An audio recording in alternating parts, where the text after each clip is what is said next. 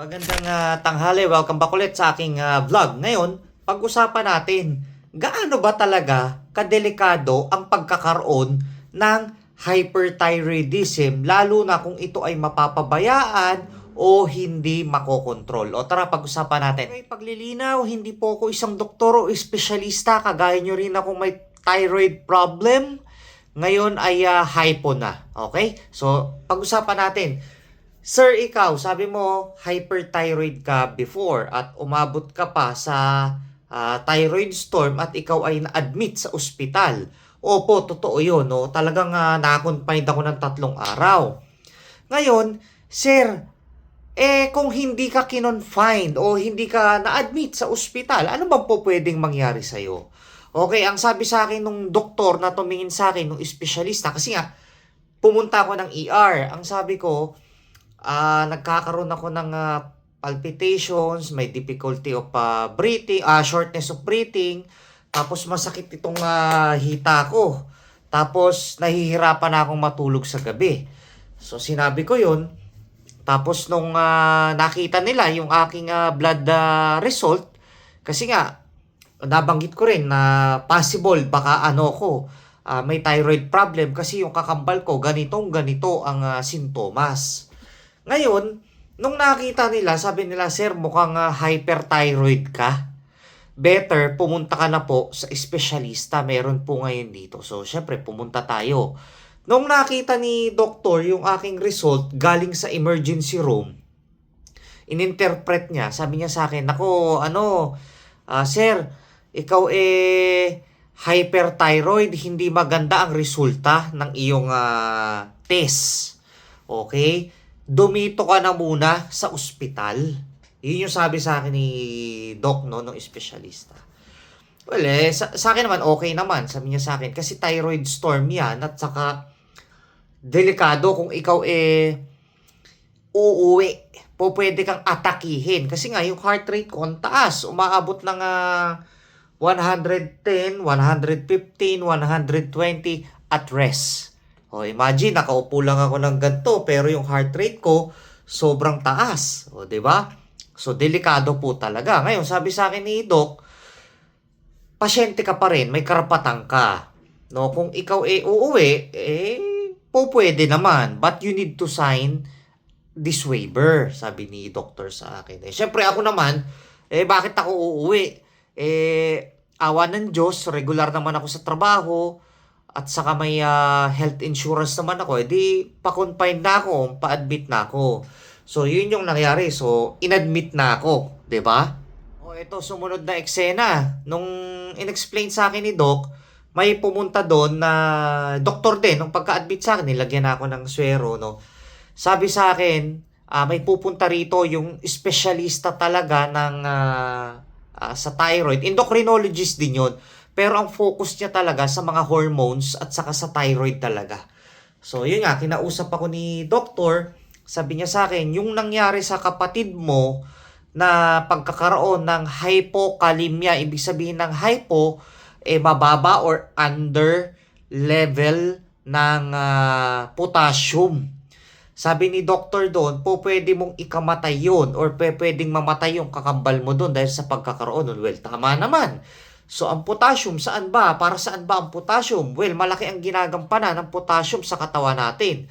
Sa ating muscle, sa heart rhythm natin, yung sa tibok ng puso natin. Malaki yan. Sabi sa akin ni doktor, nag-uumpisa ng bumaba ang potassium mo. Though, nasa normal ka pa, pero konting tuldok na lang, bababa ka na sa normal. Kaya every time natatayo ako ng ganito, ang sakit ng binti ko ito. Parang pinupunit. Sabi ni Doc, yun na. Yun na yung sintomas na pababa na ang iyong potassium. Tapos sabi ko, Doktor, makikita mo rin naman dito sa payat ko. Sa payat ko nun laki ng pinayat ko nun. Sabi ko, Dok, makikita mo rin dito. Para akong nangangalay o para akong pinupulikat, sabi ni Doktor. Kasi yung muscle mo humihina na dahil sa sobrang lakas ng metabolismo mo.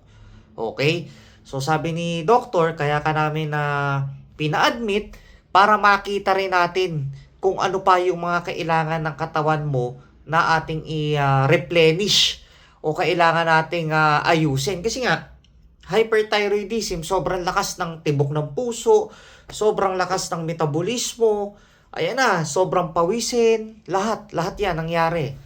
No? Sabi niya, ang number one daw talaga na nagiging komplikasyon ng hyperthyroid pag hindi na control o hindi na ayos, ay yung tinatawag na cardiac arrest. Okay? Pwede tayong atakihin anytime because of hyperthyroid, uncontrolled hyperthyroidism. Okay? So, hanggat maaari, kung ikaw ay may nararamdaman, sabi nga sa akin nito, kung ikaw ay nakakaramdam ng sintomas, kagaya ng hirap ka ng matulog, lagi kang gutom, nangangayayat ka na hindi ka naman nagda-diet o nag-exercise, ang lakas ng bagsak ng timbang mo, possible meron kang hyperthyroid. Okay? Tapos mapapansin mo rin yung mga kasukasuan mo, sumasakit, ayan. Possible yon na hyperthyroid. Ngayon, syempre, ang sabi sa akin ni doktor nung nasa ospital, di kailangan nating ituloy ang iyong dextrose, no, nakalagay sa akin. Kasi kailangan mo yan, dehydrated ka rin, though yung electrolytes mo, nag-uumpisa na rin bumaba, no? So, kailangan yon. Sabi naman ni doktor sa akin, kung iyaan ay gagawin nating home yung tawag dito, yung home management, pauwiin ako, ito gamot, sabi niya, hindi rin naman ako sang-ayon. Hindi naman ibig sabihin nun, kailangan nilang tanggapin kasi yung pera mo. Alam ko yung iba, iniisip na, pera-pera lang yan. Pero, maintindihan mo din. Sa ospital kasi, mamomonitor ka nila 24/7.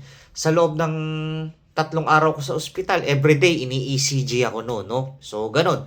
Kailangan nilang makita yung heart rate mo, yung, yung, tawag dito, yung responde ng katawan mo sa gamot na ibinibigay nila sa ospital. Okay? So, napaka-importante talaga. Yung sa akin naman, severe naman na yun. Kaya, andyan na yung propranolol, yung metimazole, tapos syempre, yung dextrose, siguro tatlong dextrose yata ako doon habang nasa ospital. Madami rin. Parang, dalawang boteng dextrose yun, no? So, imagine, umabot ako sa ganong katagal sa ospital. Yung kakambal ko, ganun din. Dinala siya ngayong araw, nakalabas siya, ano ba ngayon? Wednesday. O nakalabas siya, Friday na. Ganun, no? Kasi nga, hindi niya na, malala yung kanya, hindi niya na maigalaw yung binti niya. Ang sakit pag ipinipilit niya. So, wala ng power talaga.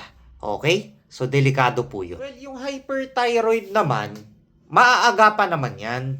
Yun nga lang, may mga pagkakataon din kasi na nakakaramdam ka ng sintomas. Ang akala mo, ganito lang siya because of fatigue, because of exercise. Kaya minsan, parang ang pakiramdam mo, wala lang.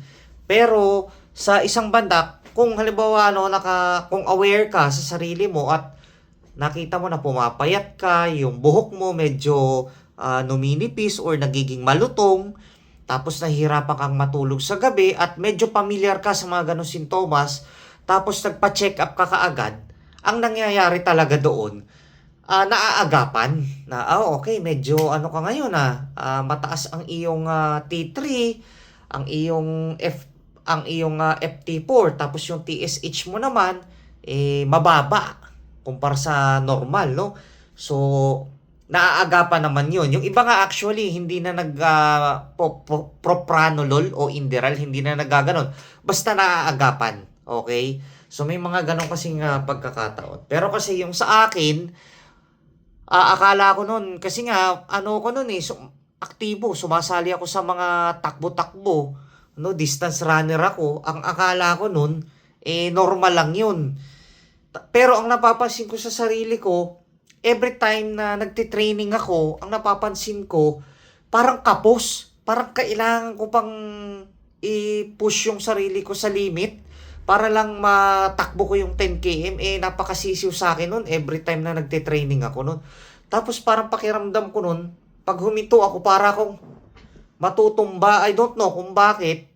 Pero ang sabi ni doktor, kasi kinakapos daw ako sa oxygen, tapos yung puso ko, nagdodoble na yung effort. Imagine may hyperthyroid na ako sa loob, plus may activity pa akong tumatakbo. So, imagine yung stress na ibinibigay nun sa heart, 'di ba? So, sabi ko, oo nga, no? Tapos napansin ko rin sa blood pressure ko nun, hindi naman high blood, hindi naman mataas. Kasi usually ang BP ko naman nun, 110 over 70, mga ganyan lang. Pero parang nag-elevate. 120, 125, over 82, 85, mga ganun. Tapos yun nga, syempre, pag mataas ang cardiac output mo, edi pagtaas din ng blood pressure. No, so ganun. Tapos napansin ko, every time na matatapos na yung training namin, gutom na gutom ako. Literal, na I'm starving. Ganung level, no? Yung gutom na gutom ka. Tapos pagka kumain ka, talagang after 1 hour lang mahigit, 2 hours, pakiramdam mo, gutom ka na naman. So, ganung level. Okay, no? So, napakadelikado ng hyperthyroid pag ito ay hindi mo naagapan o hindi mo na control.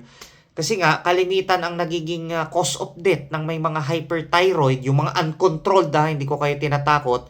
Ibig ko sabihin, yung mga uncontrolled o yung mga hindi nagpapa-check up or hindi nagagamot, ang kinakamatay po ay cardiac arrest. Okay? Inatake sa puso o atake de corazon, no? So, yun yung binabanggit sa akin ni Doc. Well, tama naman talaga, no? Kasi talagang bumabagsak lahat, nagdi-deplete lahat ng macronutrients, micronutrients sa katawan, ano pang i-feed natin sa ating mga cells, tissues, na siyang magiging foundation natin for our strength, 'di ba? Para sa ating repair and development ng katawan. So, di wala. So, yun yung nangyayari. Bumibigay ang ating puso at iba pang internal organs natin sa katawan. Okay? So, if I were you, kung nakakaramdam kayo ng sintomas ng hyperthyroid, no? Better pumunta na po tayo sa doktor. Magpa-check up po tayo. Kung wala naman tayong budget, pumunta po tayo sa pinakamalapit na public hospital sa atin. O kaya pumunta po tayo sa barangay. Nang sa ganun mabigyan naman tayo ng agarang lunas, no? Bigyan ka ng test. Pagka binigyan ka ng test, makikita na yan doon lahat. Kasi yung mga doktor naman yan, mga nurses, pag sinabi mo na nakakaramdam po kasi ako ng ganito, may shortness of breath na ako, o kaya para akong laging pagod, makakaisip na yan. Alam na yan Mga aral yan, mga professional yan, syempre.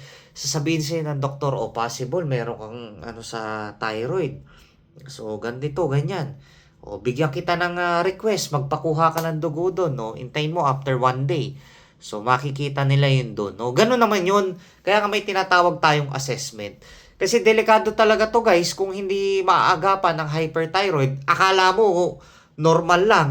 Akala mo okay lang. Pero kung hindi mo ito makukontrol ng tama, o kaya hindi mo talaga ito mamamanage, baka magkaroon ka ng komplikasyon. So, napakahirap. O paano, hanggang sa susunod na video, maraming salamat sa inyong panonood. Maraming salamat sa inyong suporta. Okay, kayang-kaya natin to mga ka-thyroid. God bless everyone and happy Wednesday.